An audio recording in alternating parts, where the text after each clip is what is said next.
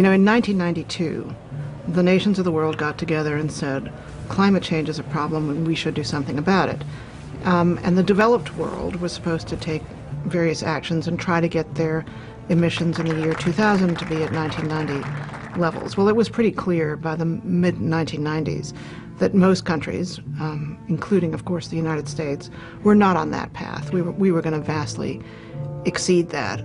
This wonderful work that was done at the Earth Summit in Rio de Janeiro in 1992 has largely gone unimplemented during the years. And the treaties that were signed there, including the Climate Treaty, which the U.S. signed and ratified subsequently in the Senate, we're still trying to get one implementing agreement to come out of that treaty. So there was a global effort to try to design a system that would require emission reductions first in the developed world, and it sort of culminated in what has been called the Kyoto Protocol, which was negotiated in 1997 and which hasn't yet come into effect, in large part because the United States decided it didn't want to do it.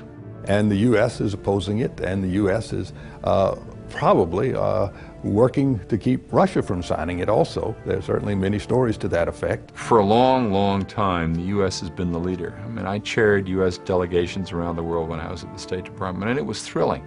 Now, you'd go into a room, go into a negotiation, people would sort of stop. What does the United States want to do? Because we not only had the expertise and the technical capability, right, but we had kind of the moral principle, and we were the leaders on, issues that were human rights issues, environmental issues on proliferation. We were the leader around the world.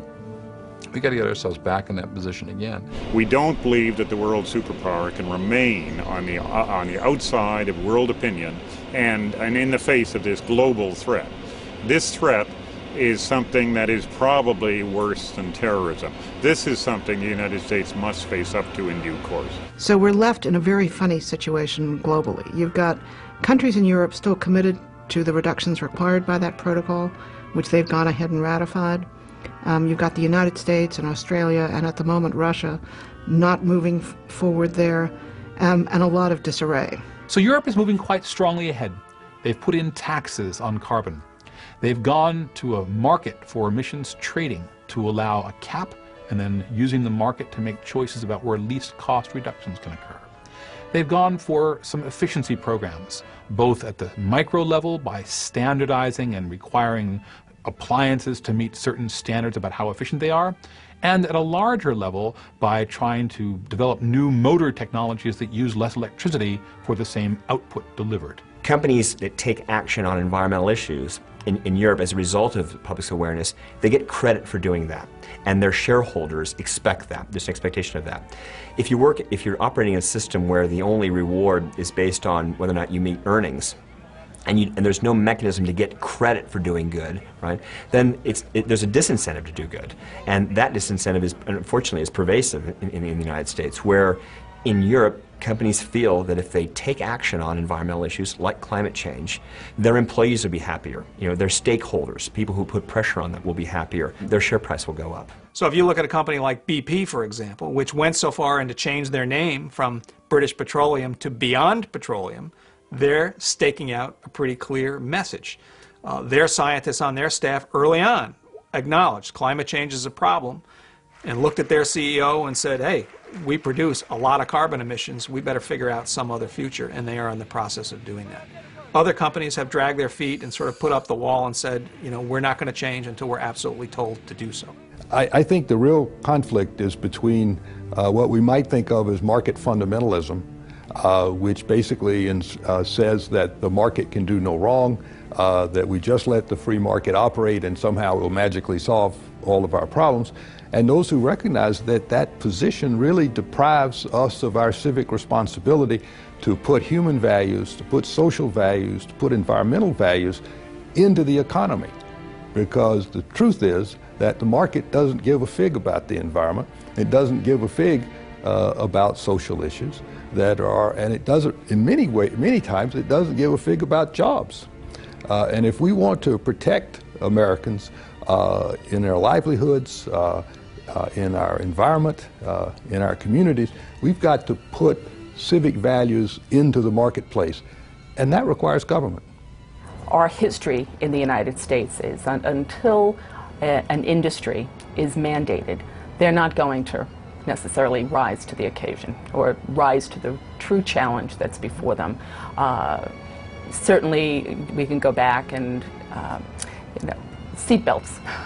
The auto industry fought that right to the end, and obviously it was a good idea.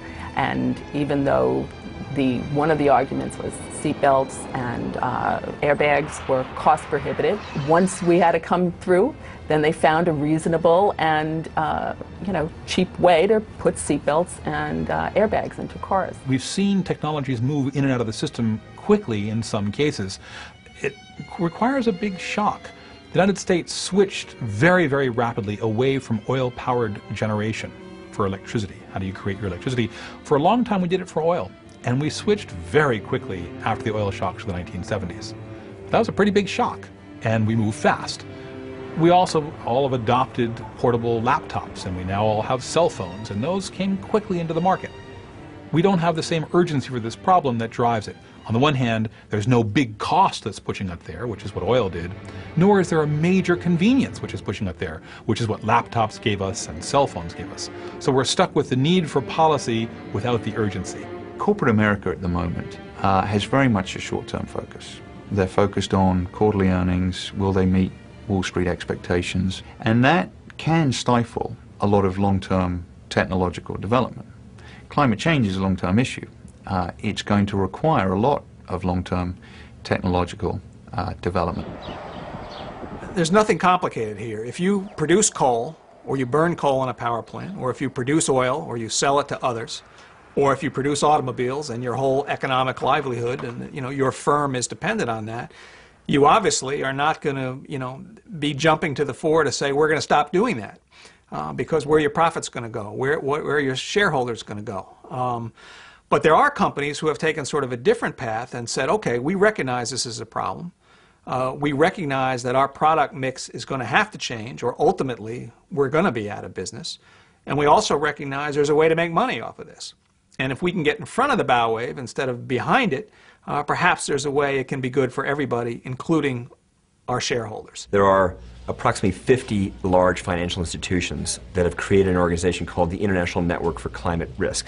These approximately 50 financial institutions manage between them $1.9 trillion US under management. This organization has been created to put pressure on leading companies around the world to take action on climate change. The Interfaith Center on Corporate Responsibility has been leading the charge with a lot of these companies to demand that they do something, or at least to investigate in their own company sort of what their liabilities are if they don't act on climate change. What could be the long-term harm to their company? At any given moment, depending upon the stock market, we represent about $110 to $150 billion of investment assets. And we have been working for more than 30 some odd years now, raising concerns, what we would consider ethical concerns that come from our own faith traditions. What we're urging these companies to do is to increase shareholder value by looking at energy efficiency and conservation, fuel switching, in time to do it before the crisis hits, because that's when it's going to cost you the most. If you act now, you pay less. If you wait until everybody's screaming and running around like chickens without heads, looking for the carbon credits that they'll need to offset their emissions, you're going to pay much, much more for them. Whereas if you position yourself now to develop renewable energies, to invest in what we call carbon sequestration projects, fancy name for a lot of times just reforestation projects, or carbon sinks, ways of putting the CO2 underground, encapsulating it so it doesn't escape into the atmosphere. These are the kinds of investments companies need to be making now in order to have the credits they'll need when we move to a cap-and-trade system. One of the segments of the economy that is most interested in climate change are the insurance and reinsurance groups. They have to have a long-term focus because it's the nature of their business. They may be insuring property for 2 or 3 decades. And so it's of utmost importance to them to know what sort of weather events they may be facing in 20 or 30 years, because that's going to determine whether their business is still viable or not. The California fires last year cost the insurance industry over $2 billion. And Munich Re says that by 2050, the insurance industry could be paying out $300 billion a year for global warming liabilities. In Australia, the 10 largest insured losses, of the 10 in history, 8 of them are weather-related. The leader of the largest insurance company in Australia has said, climate change is the single largest issue facing my company. Climate change is going to affect the business world in 2 ways. One, growing regulation around the world, right, and expectation of stakeholders. And what if you're in the forestry business? What if there are changes in the distribution of rainfall? What if you're in the agriculture business? What if you're in any business that uses water? You know, if there are changes, wholesale changes in the climate regime, you can imagine the number of companies that may be affected by that. The auto industry is a key industry for understanding how the economy may react to climate change pressures. And what we're seeing today is very different response from car companies on the climate change issue. Some car companies, while recognizing that climate change is a problem, have not yet made any real changes to their technologies and their vehicles to provide consumers with the sorts of vehicles that are more climate friendly, that emit fewer carbon dioxide emissions. Every gallon of gasoline you burn in a car or an SUV or a truck produces about 20 pounds of carbon dioxide that goes into the atmosphere. And automobiles, SUVs and so on contribute 20 or 25% of the carbon emissions in the United States. So they are a big piece of this difficult problem. We're trying to get a coalition of automakers and environmentalists together to really do a major push in the United States on hybrid cars. You know, you and I can go out today and buy a Toyota Prius or a Honda that are hybrids. There are no American-made hybrids. There ought to be a lot of American-made hybrids, and there ought to be a major push to give people incentives to do this. It's very important for us to do. Those cars that we're already seeing on the roads don't compromise performance, but allow drivers to drive as much as they have been at the moment, with as much as half of the fuel consumption. So that's a technology that some companies are bringing to market today, giving consumers a greater choice, allowing them to buy a product that has less impact on the global atmosphere, contributes less to climate change. Another big source of emissions is the power plant sector, electricity. And we've actually seen a lot of gains in the electricity sector in recent years because we've managed to make those power plants much more efficient.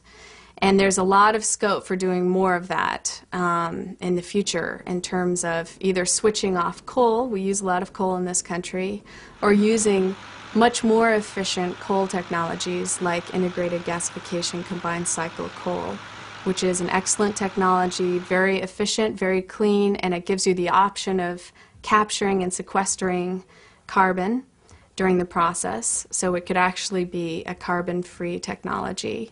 And these have been demonstrated and are technically viable, and we need to start moving them into commercialization. People may have seen wind turbines and solar panels, and these are technologies which over time could replace coal-fired power stations, gas-fired power stations, and allow people to derive electricity but without the carbon dioxide emissions that deriving electricity from fossil fuels brings. I believe, and most of these companies believe, that you need a program that requires everybody to do things, that levels the playing field. It makes for better competition, and it actually ensures that you get a result, because everybody starts working toward the same end. And that's why we need legislation.